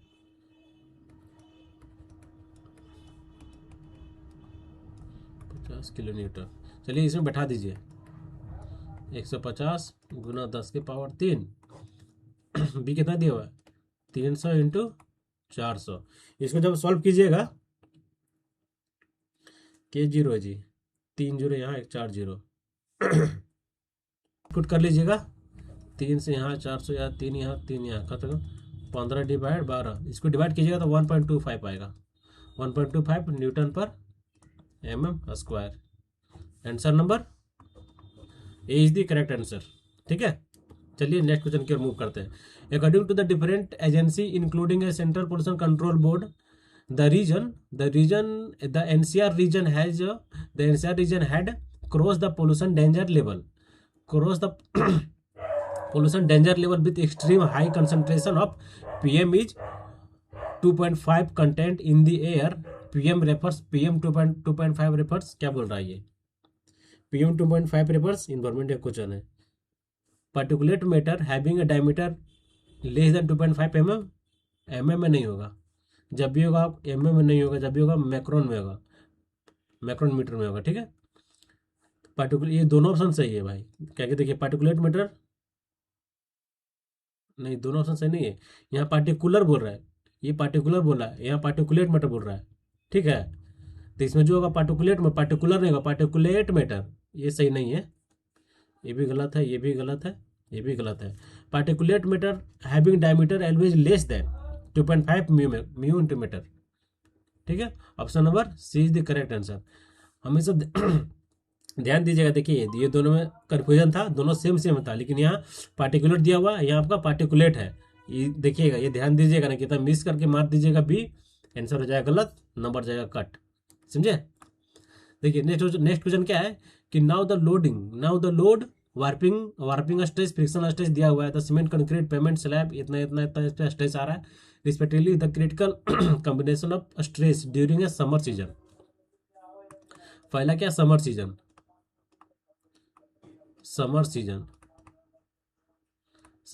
पे स्ट्रेस कहाँ आता, कैसे आता है इसका, विंटर समर में माइनस। देखिए इसको याद करने का आपको तरीका बताएंगे, पहले इसको हम लोग बना लेते हैं, इसका आंसर क्या आता है, इसके बारे में आपको ट्रिक बताएंगे जो कि एक बार आपको याद हो जाएगा, ठीक है, एक बार में। इसमें आपका लोड प्लस वार्पिंग, वार्पिंग क्या, ये टेम्परेचर है, टेम्परेचर है स्ट्रेस, ठीक है, plus frictional stress, frictional stress.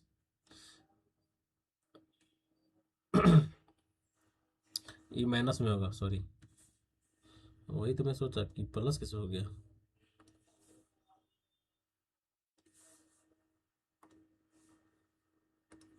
ये आपका माइनस में होगा फ्रिक्शन।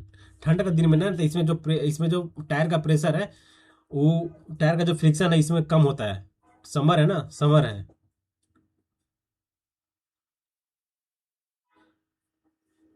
समर है ना, समर में माइनस होता है, समर में माइनस, विंटर, हाँ समर में माइनस, विंटर में प्लस, ठीक है। देखिए लोड कितना दिया हुआ है, प्लस 300 माइनस 10, कितना हो गया जी, 520 माइनस 10, 510 न्यूटन पर M square. Option number D is the correct answer. इसका मैं आपको ट्रिक बताता हूँ याद करने का तरीका। पहला आपका ये हो गया, दूसरा एक आता है क्या, विंटर, विंटर सीजन। इसमें जो आपका स्ट्रेस डेवलप होता है विंटर, देखिए नाम से, इसको नाम से याद कीजिए, winter plus, winter plus, winter plus, summer minus, summer minus, summer minus, minus क्या हो रहा है आपका, फ्रिक्शनल स्ट्रेस माइनस हो रहा है, ठीक है। Winter plus summer minus, winter plus summer minus. एक और जो आपका होता है क्रिटिकल स्ट्रेस होता है, ठीक है। क्रिटिकल स्ट्रेस में आपको क्या होता है, मात्र उसमें दो लोड आता है आपका, जो लोड आएगा, ठीक है, लोड आएगा, और दूसरा आपको क्या, वार्पिंग स्ट्रेस आएगा, जो कि टेम्परेचर के थ्रू, टेम्परेचर से होता है, ठीक है। ये इसमें क्या है, load plus warping plus frictional, friction, friction, ठीक है। और थर्ड जो आपका है क्रिटिकल, क्रिटिकल कॉम्बिनेशन। ये जो आपका इसमें आएगा लोड प्लस वार्पिंग स्ट्रेस, इसमें दो ही प्लस होगा, ठीक है, समझ में आ गया। Option number D is the correct answer. Next question देखिए क्या है, transition curve are provided on a approach to a horizontal curve in order to, बताइए, हम लोग ट्रांजिशन कर्व प्रोवाइड करते हैं, उसका अप्रोच क्या है, हॉरिजॉन्टल कर्व में क्या वो जर को इंक्रीज कर देता है, गलत है। Minimum the length of transition curve, ये भी नहीं होगा। हम लोग ट्रांजिशन कर्व इसलिए प्रोवाइड करते हैं कि जो व्हीकल को जो डायरेक्ट कॉन्ट्रैक्ट जर्क जो मारता है ना, जर्क को रिड्यूस कर देता है, ठीक है। हम लोग क्या करते हैं, रिड्यूस करते हैं, जर्क को रिड्यूस करते हैं, इसलिए हम लोग ट्रांजिशन कर्व प्रोवाइड करते हैं, ठीक है। Option number D is the correct answer. Next question क्या देखिए, ए प्लेट साइज इतना दिया हुआ है, यील्ड स्ट्रेस दिया हुआ है इतना, design the strength of plate, strength of plate, design the strength of plate in yielding, yielding के कैसे, बताइए इसका फॉर्मूला क्या था, फॉर्मूला याद रखिएगा तभी बनेगा ये। देखिए यील्डिंग के केस में क्या होता है, design strength of plate, design strength of plate in yielding. तो इसका जो फॉर्मूला होता है A G into F Y divided by 1.1। Area कितना दिया हुआ है जी, plate size 10⁻³ into F Y 250 divided by 1.1। इसको सॉल्व कीजिए, इसको सॉल्व कीजिएगा आपका आंसर आ जाएगा, ठीक है। इसको सॉल्व कीजिएगा आपका आंसर आ जाएगा। इसका आंसर कितना है आपका, 227 इंटू 10⁻³ न्यूटन, लेकिन यहाँ किलो न्यूटन में दिया हुआ है, तो कितना कितना हो जाएगा, 227 kilo Newton. Option number D is the correct answer, ठीक है। फॉर्मूला याद रखना पड़ेगा आपको। ये फॉर्मूला आपका हो गया यील्डिंग के केस में, ठीक है। एक एक और फॉर्मूला आता है, यहां पर आपको लिख देते हैं, design strength based on net area cracking. इसका तो फॉर्मूला है net area into 0.9 FU divided by 1.25। ठीक है, ये भी फॉर्मूला याद रखिए, ये दोनों फॉर्मूला इंपॉर्टेंट है। ये दोनों फॉर्मूला से आपको एग्जाम में एक ना एक क्वेश्चन आपको मिलेगा ही। ठीक है, इसलिए याद रखिए। Design strength of plate in yielding के केस में क्या होता है, area area into FY divided by 1.1 हो गया। ये आपका फैक्टर ऑफ सेफ्टी है। एक और है कि design strength based on the net area cracking. Net area cracking का फॉर्मूला क्या है, net area into 0.9 FU divided by 1.25। ठीक है, चलिए नेक्स्ट क्वेश्चन के मूव करते हैं। In order to increase the sensitivity of U2 manometer, one leg is use inclined. ठीक है, मान के चलिए कि ये आपका सेंसिटिव U2 मैनोमीटर है। यहाँ बोला कि वन लेग इज इंक्लाइंड, मान के चलिए ये कोई एक लेग है जो आपका इंक्लाइंड है।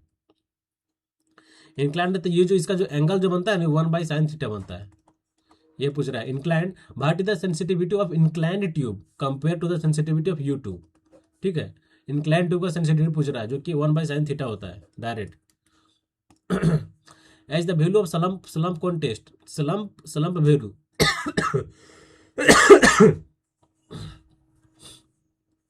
The value of slump commonly use in different concrete, different slump का वैल्यू दिया हुआ है। बताइए कौन सा इसमें सही है। कंक्रीट ऑन रोड का स्लम्प वैल्यू कितना होता है, क्या होता है ये, very low, low, medium, dense, very dense. ठीक है, वेरी लो या फिर लो, वेरी लो में जाएगा। ठीक है, जिसमें क्या होता है, पेमेंट होता है, प्रीकास्ट पेमेंट होता है, आपका रोड हो गया। ठीक है, जिसका आपका स्लैम वैल्यू कितना होता है 20 से 25। ये सही है, मतलब एक अप्रोक्स ले रहा है, लेस देन 0 से 25 mm तक। 0 से 25 mm तक जो होता है आपका, वो आपका आता है रोड के कैटेगरी में, जिसका आपका वर्कबिलिटी स्लम का वैल्यू जो होता है आपका 0.25, 0 से लेकर 25 तक होता है। ठीक है, पहला सही है, पहला सही है, मतलब पहला सही है, मीन्स ये और ये दोनों नहीं होगा। ठीक है, ऑर्डनरी कंक्रीट के लिए कितना 50 से 100 होता है, 50 से 100 होता है कि नहीं होता है जी, ये होता है 50 से 100 होता है। लेकिन मास कंक्रीटिंग के लिए 75 से 150, ये गलत है। मास कंक्रीटिंग के लिए तो मास 20 से 50 होता है, 20 से 50 सलाम वैल्यू कितना होता है, 20 से 50, 20 से 40 भी ले सकते हैं, कोई दिक्कत नहीं, 20 से 40 भी हो सकता है। तो ये आपको गलत है, चौथा नहीं होगा, चौथा इसमें है, ये दोनों नहीं होता। ऑप्शन नंबर 20 दी करेक्ट आंसर, ऑप्शन नंबर 20 दी करेक्ट आंसर। ठीक है, ठीक है, चलिए नेक्स्ट क्वेश्चन की मूव करते हैं। बताइए, which of the following statement are correct on a frame structure. ठीक है, कौन सा स्टेटमेंट सही है। It consist of slab, beam, column and footing. Frame structure में ये तीनों आता है ना, ये सही है। All wall of a structure can be partition wall, ये भी सही है। More carpet area available than load bearing structure, ये भी सही है, मतलब चारों सही है। ऑप्शन नंबर 4 भी सही है। It is suitable for a town, tower, high rise building and skyscraper cities. ठीक है, नेक्स्ट देखिए, ये तो इजी क्वेश्चन है, इसका रेशियो कितना होता है 1:3:4, 1:3:4।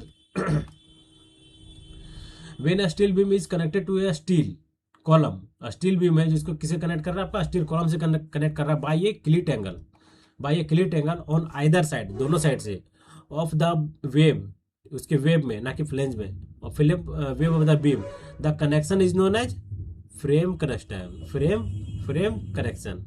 ठीक है, क्या होता है आपका फ्रेम कनेक्शन होता है। ठीक है, चलिए नेक्स्ट क्वेश्चन पढ़ते हैं। देखिए क्या है, the correct expression for a sleeper density for broad gauge कितना होता है, standard 13। If 21 sleeper 13 + x 21 sleeper दिया हुआ है, वैल्यू यहाँ दे दिया 21 स्लीपर का।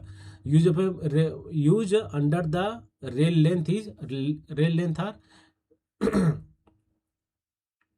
Correct expression sleeper density of broad gauge 13 हो गया। ठीक है, प्लस एक्स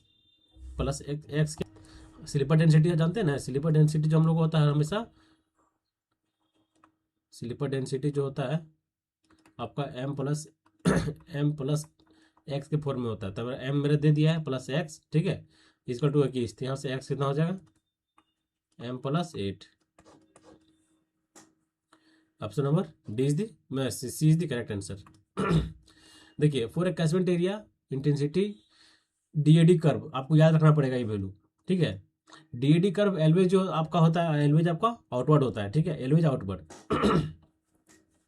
आईडीएफ दिया हमको, उसको ध्यान नहीं रखना, हमको ध्यान रखना सिर्फ DAD, depth area duration curve. जो एलवेज क्या होता है आपका, आउटवर्ड होता है। देखिए आउटवर्ड कहाँ होगा, वही आपका सही आंसर होगा। D both DAD and IDF are shifted inward, ये नहीं होगा। DAD curve inward, inward, DAD curve inward, हम लोग को आउटवर्ड होता है, ये गलत है। Both DAD and IDF shift outward, ये भी नहीं होगा। डीएडी कर्व आउटवर्ड, यही आंसर सही है आपका। डीएडी कर्व को एलवेज आउटवर्ड शिफ्ट किया जाता है, ठीक है, ये आपको याद रखना पड़ेगा। ऐसा ही आपको एग्जाम में क्वेश्चन देखने को मिलेगा, ठीक है। कोई रॉकेट साइंस नहीं आने वाला, बस सेम इसी टाइप का क्वेश्चन आपको मिलेगा। अगर आप गलती किए तो फिर दिक्कत है। देखिए नेक्स्ट क्वेश्चन क्या है, which of the following, which of the following statement is not a purpose of building valuation. बताइए बिल्डिंग वैल्यूएशन के लिए कौन सा इसमें पर्पस नहीं है। सेल्वेज वैल्यू हम लोग पढ़ते हैं, स्क्वायर वैल्यू भी पढ़ते हैं, मार्केट स्क्वायर वैल्यू नहीं पढ़ते हैं, मार्केट वैल्यू पढ़ते हैं, बुक वैल्यू पढ़ते हैं, ये नहीं पढ़ते हैं, सी नहीं पढ़ते हैं। C is the correct answer, not पूछ रहा है। Water supply to a house begin with connection of a service pipe with municipal water mains. The connection sequence comprises, बताइए इसको याद करने का ट्रिक क्या है। अल्फाबेट सीरीज से, अल्फाबेट नंबर से, जो पहला आएगा वो पहले होगा। S 19, G 7, F 6, W F 6, F 6 मतलब सी पहले आएगा, ये होगा चाहिए ये होगा। उसके बाद एफ के बाद क्या होता है, जी, जी मतलब बी, बी किस में होगा, ये होगा, मतलब option number D is the correct answer. ये सब क्वेश्चन गलती नहीं होना चाहिए ना, इसीलिए आपको ट्रिक भी बता दे रहा हूँ ना। इसीलिए बोले कि आप चैनल को लाइक करें, सब्सक्राइब करें, शेयर करें, आप लोग दोस्तों के साथ शेयर करें, क्योंकि उसमें ऐसा देखिए आजकल क्या हो गया, जब तक ट्रिक आपको ट्रिक के माध्यम से याद करना बहुत जरूरी है, ठीक है। कॉन्सेप्ट आपको पता है, मान रहे हैं, लेकिन जब तक ट्रिक जहाँ पे आप वैसा वैसा पॉइंट है जो कि आपको जब ट्रिक के माध्यम से याद हो जा रहा है, तो उसमें ज़्यादा दिमाग लगाने की जरूरत क्या है, ठीक है। देखिए in a water supply pipe throughout the wrought iron and cast iron pipe, बताइए इनमें दोनों से रिलेशन क्या है। हम लोग जानते हैं कि देखिए आपका जो क्या बोलते हैं, कास्ट टायरन जो होता है ना, इसका जो लाइफ मतलब लाइफ जो होता है, इसका लाइफ ज़्यादा होता है, हम जानते हैं। इसका आप लोग पढ़िएगा, दोनों में डिफरेंस रॉ टायरन और कास्ट टायरन में आपको बता देंगे। इसका जो लाइफ लाइफ जो होता है, life of cast iron is greater than life of wrought iron, ये ऑप्शन सही है आपका।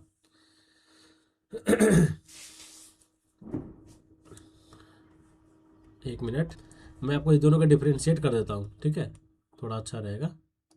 यहाँ पर आपको हो गया कास्ट आयरन, कास्ट आयरन, यहाँ क्या हो गया आपका रॉट आयरन,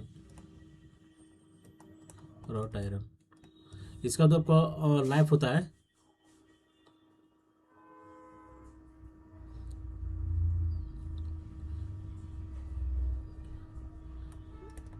लाइफ इसका 100 ईयर होता है, ठीक है। इसका लाइफ होता है 50 ईयर, ठीक है। सेकंड हम लोग बोल सकते हैं, इसमें जो कार्बन कंटेंट जो होता है, कार्बन कंटेंट कितना होता है, 3 से 4%। अरे यार,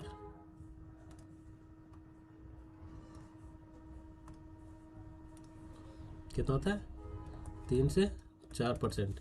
रॉटरडेम में कितना होता है, 0.25%, 0.25% कार्बन कंटेंट, ठीक है। उसके बाद ये होता है ये आपका कंप्रेशन में स्ट्रॉन्ग होता है, स्ट्रॉन्ग इन कंप्रेशन, बट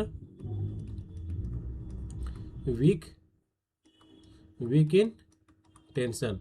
ये क्या होता है, इट स्ट्रॉन्ग होता है किसमें, इसमें जो होता है, इसमें हाई टेंसाइल स्ट्रेंथ होता है इसमें, ठीक है। क्या होता है, हाई टेंसाइल स्ट्रेंथ होता है, ठीक है। नेक्स्ट हम लोग देखते हैं। मेजरली यही रखिए 4 पॉइंट, 1 2 3 4, 4 पॉइंट याद रखिए, काफी है, ठीक है। ऑप्शन नंबर मेन यहीं से क्वेश्चन पूछता है आपको, लैब, इसका लैब से पूछ दिया, जैसे इस क्वेश्चन में कहीं कहीं पूछ देगा कि इसमें in a case of cast iron pipe, cast iron pipe में आपका कास्ट आयरन पाइप कंप्रेशन में क्या होता है, टेंशन में क्या होता है, रॉट आयरन पाइप कंप्रेशन में क्या होता है, ये रॉट आयरन पाइप का आपका टेंसाइल स्ट्रेंथ क्या होता है, हाई होता है, लो होता है, इसी तरह कंपेरिजन करके आपको दे देगा। ठीक है, तो इसका ऑप्शन क्या रहा, B. Sorry, B. Next question देखिए क्या है, for a journey, a journey from work to the home was made by a walking to a bus, traveling by a bus to the station, completing the remaining journey by train।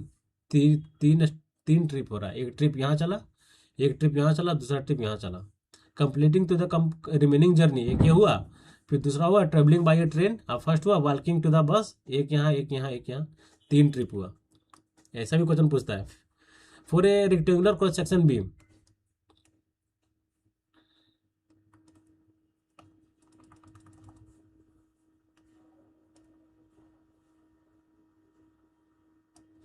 For a rectangular cross section beam subject to maximum shear stress, यहाँ तो हो गया आपका tau max, यहाँ आपका हो गया tau इसका टू जीरो, यहाँ भी टाउ इसका टू जीरो। ठीक है, maximum shear stress subjected to maximum shear stress. ठीक है, तो shear stress at the top edge में पूछ रहा है, तो टॉप एज में क्या होगा, shear stress zero.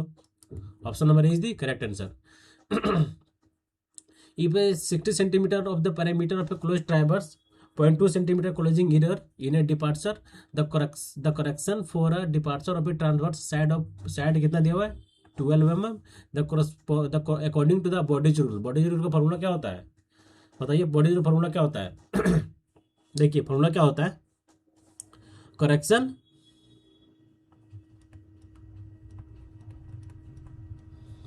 Correction for latitude या फिर डिपार्चर, क्या होता है, टोटल एरर इन लेटीट्यूड या departure into length of side, length of side divided by perimeter of transverse. ठीक है, ये फॉर्मूला हो गया। चलिए हम लोग बैठाते हैं, टोटल एरर कितना दिया हुआ है, देखिए कितना दिया हुआ है टोटल एरर, ये देखिए 0.2 सेंटीमीटर, 0.2 दिया हुआ है। और लेंथ ऑफ साइड कितना दिया हुआ है, लेंथ ऑफ साइड आपका कितना है 12 डिवाइडेड बाय पेरीमीटर कितना दिया हुआ है 60। इसको सॉल्व कीजिए, आपका आंसर आ जाएगा 0.04 सेंटीमीटर, जो कि option number B is the correct answer. ठीक है, in a PERT chart the activity time distribution is, ये बीटा होता है, एलवेज आपको याद रखना पड़ेगा, सब क्वेश्चन पर्ट से भी क्वेश्चन पूछता है। ठीक है, इसलिए याद रखिए। नेक्स्ट देखिए क्या है, the duration of green time in A traffic signal depend upon. Green time जब होता है ट्रैफिक का तो किस पे डिपेंड करता है, ट्रैफिक डेंसिटी पे, ट्रैफिक वॉल्यूम पे, या फिर ट्रैफिक स्पीड पे, या फिर ऑल ऑफ द अबव। इसमें लोग अधिकतर मारेंगे आपको ऑल ऑफ द अबव, ये मारेंगे अधिकतर 95%, जो कि ये सरासर गलत है। जब ग्रीन टाइम होता है उस टाइम क्या होता है कि सारा ट्रैफिक, उसमें क्या होता है कि उसमें नहीं ट्रैफिक डेंसिटी पे डिपेंड करता है, नहीं ट्रैफिक स्पीड पे, वो एलवे ट्रैफिक वॉल्यूम पे डिपेंड करता है। जैसे ग्रीन टाइम हो गया तो सारा लोग वॉल्यूम से पास कर रहे हैं। ठीक है, एक सर्टेन टाइम में सर्टेन क्रॉस सेक्शन में पास कर रहे हैं, उसे हम लोग क्या बोलते हैं, ट्रैफिक वॉल्यूम बोलते हैं। ठीक है, क्या बोलते हैं, the duration of green time of a traffic signal depend upon traffic volume. तो option number B is the correct answer. ठीक है, इसकी ट्रैफिक डेंसिटी क्या होता है, ट्रैफिक वॉल्यूम क्या होता है, मैं आपको पूरा बताया हूँ। ये सारे क्वेश्चन रिपीटेड क्वेश्चन है, ऐसा नहीं कि आपको मैं नया नया बता रहा हूँ, और एग्जाम में नया नया आएगा भी नहीं, सारा रिपीटेड क्वेश्चन आएगा, थोड़ा सा आपको फिर ट्विस्ट कर देगा क्वेश्चन में। ठीक है, तो आप लोग जाएं सारा सेट देखें, बहुत ही जबरदस्त लाजवाब क्वेश्चन का सेट है। ठीक है, देखिए नेक्स्ट क्वेश्चन क्या है, for the ratio of maximum sewage flow to the average sewage flow, maximum sewage flow to the average sewage flow for a branch sewer pipe, branch sewer जिसका diameter 5.5 metre दिया हुआ है, उसका ratio कितना होता है। इसका एक टेबल होगा, टेबल बताते हैं, टेबल देखो क्या है, यहाँ पर आप लोग लिख देखते हैं, ये साइड लिखिए, इस साइड आपको क्या होगा, सीवर, टाइप्स ऑफ सीवर, ठीक है। यहाँ क्या होगा आपका ratio of maximum sewage to average flow, ठीक है। थोड़ा कलर चेंज कर लेते हैं यार। देखिए क्या है कि टाइप्स ऑफ सीवर, तो पहली बात हम लोग सीवर देखते हैं। फर्स्ट क्या है, ट्रंक मेन, जिसका डायमीटर कितना दिया 1.25 मीटर, ठीक है, डाया। इसके बाद दूसरा क्या होता है, main trunk, main line, main, जिसका डायमीटर कितना होता है 1 मीटर। इसके बाद क्या होता है ब्रांच ट्रंक, ब्रांच होता है जिसका डायमीटर कितना होता है 0.5 मीटर। इसके बाद क्या होता है आपका लेटरल ट्रंक, लेटरल पाइप, जिसका इसका जो आपका इसका जो आपका डाया होता है 0.25 मीटर, ठीक है। इस सब का अलग अलग वैल्यू की ratio of maximum sewage to the average sewage. देखिए 0.25 से 1 आ गया, 1 से 0.5 आ गया, 0.5 से 0.25 आ गया, ठीक है। तो हम लोग यहाँ चलते हैं, इसका वैल्यू कितना है 1.5, फिर यहाँ हो गया आपका 2, फिर आपका 3, फिर आपका 4, 1.5, दोनों बढ़ रहा है, देख रहे नीचे की ओर दोनों बढ़ रहा है, ये भी बढ़ रहा है, ये भी बढ़ रहा है। इसका 1.2 सबसे कम था, सबसे ज्यादा ये बढ़ नहीं रहा, सॉरी ये ये बढ़ रहा, ये आपको घट रहा है, लेकिन ये भी तो घट रहा है, दोनों तो घट ही रहा है। 1.25 मीटर, फिर 1 मीटर, फिर 0.5 मीटर, 0.25 मीटर। मेरा क्या पूछा यहाँ पर 0.25 मीटर, 0.25 मीटर किसका है, लेटरल ट्रंक का, नहीं 0.5 है ना, 0.5 पूछा है ब्रांच ट्रंक का, जिसका रेशियो 3 है। Option C is the correct answer. Which precipitation is caused by a natural rising of a warmer lighter air in a colder and denser surrounding is called, बताइए। देखिए क्या है साइक्लोन प्रेसिपिटेशन, साइक्लोन किसे होता है, ये cyclone जो create होता है आपका प्रेशर डिफरेंस से, प्रेशर डिफरेंस। और अग्राफी प्रेसिपिटेशन आपका माउंटेन बैरियर, माउंटेन कन्वेक्टिव तो होगा ही नहीं, ये सॉरी नन ऑफ देम होगा नहीं, तो ये जो अब करा गया ये आपका आंसर है कन्वेक्टिव प्रेसिपिटेशन। ये आपका टेम्परेचर डिफरेंस होता है, ये जो होता है आपका टेम्परेचर डिफरेंस, टेम्परेचर डिफरेंस, ठीक है। Option number C is the correct answer. चलिए नेक्स्ट क्वेश्चन की ओर मूव करते हैं। Which of the following is not a preventive measure for sewage sickness. Sewage sickness क्या होता है, जब कोई एक पार्टिकुलर पैलेस पे, कोई पार्टिकुलर लैंड पे लगातार कंटिन्यूअस जो वहाँ पर सीवेज वहाँ पर मतलब डिस्पोज किया जाता है, तो वहाँ का जो सॉइल जो होता है वो पूरी तरह से फील्ड हो जाता है। फील्ड होने के कारण क्या होता है वहाँ पे सीवेज सिकनेस का फेनोमेना जनरेट हो जाता है, ठीक है, जिसके कारण उसी को हम लोग क्या बोलते हैं, सीवेज सिकनेस बोलते हैं। उसे हम लोग क्या बोलते हैं, सीवेज सिकनेस बोलते हैं। यूज ऑफ सैंडी और लोमी सॉइल, ये सही है। Rotation of crop related sewage sickness से, ये भी सही है। प्रोवाइडिंग अंडर ड्रेनेज, ये भी सही है, लेकिन अप्लाइंग ए लार्ज डेप्थ ये नहीं है, ये प्रिवेंट नहीं करता। अप्लाइंग ए लार्ज डेप्थ में नहीं, ये सेलो डेप्थ में होता है, जो कि लार्ज डेप्थ बोला गया है। Which of the following is not a purpose of the drainage gallery, बताइए ड्रेनेज गैलरी के लिए कौन सा पर्पस सही नहीं है। प्रोवाइडिंग एक्सेस फॉर इंस्पेक्शन, सही है। Intercept the seepage through a dam and drain it of, ये भी सही है। Reduce the cost of structure, ये नहीं होगा। ड्रेनेज गैलरी के लिए कॉस्ट ऑफ स्ट्रक्चर थोड़ी ये कम होगा, ये ज़्यादा होगा। Facilitate the drilling and grouting operation, ये भी सही है। Option number C is the correct answer.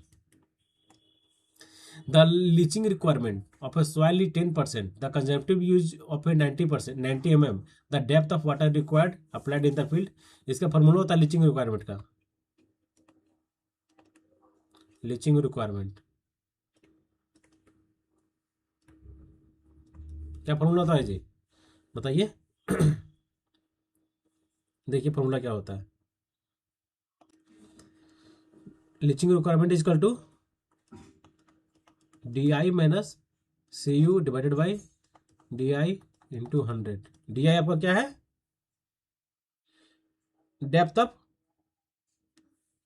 Of water, ठीक है, depth of water. Leaching requirement कितना दिया हुआ है, 10%, is equal to DI minus CU कितना दिया हुआ है, 90 divided by DI into 100।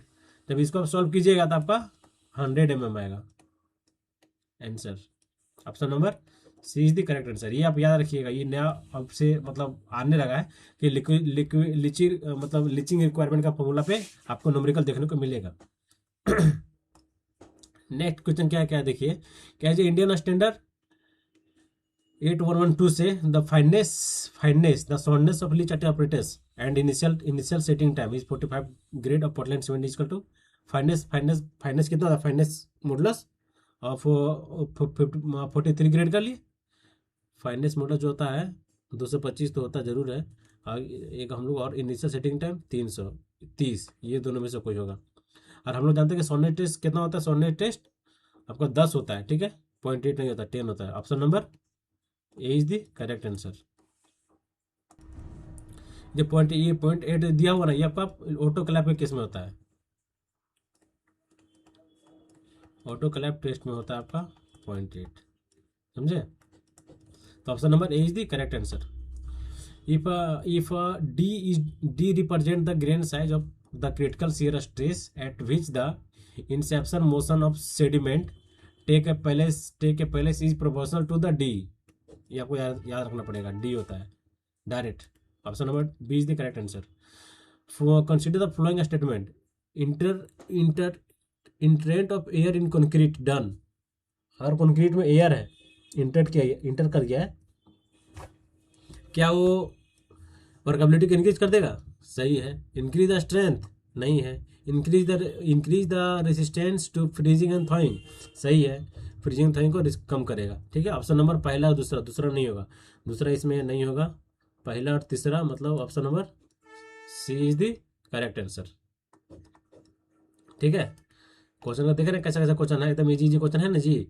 Which the following sentence is incorrect in case of mortar. बताइए मोटार के केस में इनमें से कौन सा इनकरेक्ट है। Cement lime mortar are helpful in autogenous healing crack, सही है। Even a small percentage of mica if present considerably lower the tensile strength adversely affect the compressive strength. A small percentage of mica if present considerably lower the tensile strength and adversely affect the सही, ये भी सही है। There is a grain of compressive strength by the replacement of less than 25% of cement by a hydraulic lamp। 25% नहीं होता, ये यही गलत है। इफ इट रिक्वायर्ड, हम लोग रॉन्ग पूछा था ना, तो option number C is the correct answer, ठीक है। The result of BB test second में देता है। द रेनफॉल इज, इसको लास्ट में करेंगे। ओ, तो यहीं पे आज का सेशन कैसा रहा आप लोग कमेंट करें, बताएं, ठीक है। तो ज़्यादा से ज़्यादा इस वीडियो को आप लोग शेयर करें अपने फ्रेंड के साथ, और अगर आप लोग नए होंगे तो चैनल को लाइक करें, सब्सक्राइब करें, शेयर करें, क्योंकि आप लोग देख ही रहे कि पर डे आपको एक सेट मिल रहा है। अभी कंप्लीट सिलेबस को कवर करते हुए आपको सेट मिल रहा है, जो कि बहुत ही ज़बरदस्त लाजवाब क्वेश्चन के साथ आपको बताया जा रहा है, ठीक है। तो आज के वीडियो यहीं पे समाप्त करता हूँ, और फिर कल के लिए कल भी आपको वीडियो मिलेगा इसी टॉपिक के बेस पे, एकदम जबरदस्त क्वेश्चन के साथ, लेटेस्ट ट्रेंड के अकॉर्डिंग आपको क्वेश्चन मिलेगा। तो आज की वीडियो यहीं पे समाप्त करता हूँ। जय हिंद, जय Bharat, thank you all. Channel को लाइक, सब्सक्राइब, शेयर करना नहीं भूलना भाइयों मेरा। आप लोग ही सपोर्ट है, आप लोग रहिएगा तभी तो मैं वीडियो बना पाऊंगा, ठीक है। और इस तरह न्यू टाइप का क्वेश्चन अभी फिलहाल में भी आपका रेलवे जेई है, इसमें भी बहुत ही जबरदस्त क्वेश्चन आपको मैं कराने वाला हूँ। इसमें स्पेसिफिक देखिए, रेलवे जेई फॉर्म भर दीजिए, उसके बाद टेक्निकल का तैयारी हम करवा देंगे आपका। टेक्निकल का तैयारी पूरा छोड़ दीजिए, आपको ऐसा टेक्निकल तैयारी करवा देंगे ना, नैनटेक आप निकाल लीजिए, बाकी टेक्निकल छोड़ दीजिए। टेक्निकल आपको हो जाएगा यूट्यूब से फ्री में, कोई पैसा नहीं, एकदम free of cost. Free of cost question लगाइए, मॉक टेस्ट लगाइए, सारा क्वेश्चन का एनालिसिस कीजिए।